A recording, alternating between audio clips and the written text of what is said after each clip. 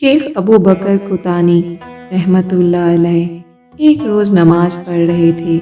ایک جیب تراش آیا اور آپ کے کندھوں سے چادر اتار کر بازار کی طرف فروخت کرنے کے لیے چلا۔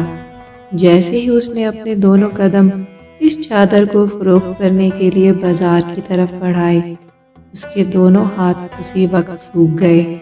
جیب تراش اپنی غلطی پر بہت ہی شرمندہ ہوا اور اس نے دل میں سوچا، کیوں نہ جا کر یہ چادر آپ رحمت اللہ علیہ کو واپس کر دی جائے اور ان سے اپنی حرکت پر معافی مانگی جائے۔ جیسے ہی جیب تراش مسجد کی طرف چلا اور چادر دوبارہ آپ کے کندھوں پر ڈالی اور خاموشی سے ایک طرف کھڑا ہو گیا۔ جب حضرت کوتانی رحمت اللہ علیہ نماز سے فارغ ہوئے تو وہ رونے لگا۔ حضرت نے رونے کا سبب پوچھا تو اس نے ماجرا بیان کیا۔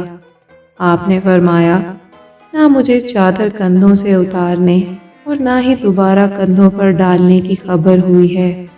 تو اس جیب تراش نے حضرت کوتانی رحمت اللہ علیہ سے دعا کی درخواست کی اور اپنی غلطی پر معافی مانگی۔ حضرت کوتانی رحمت اللہ علیہ نے اللہ سے دعا فرمائی کہ اس نے لی ہوئی چیز واپس کر دی ہے، آپ بھی اس کی لی ہوئی چیز واپس کر دیجئے۔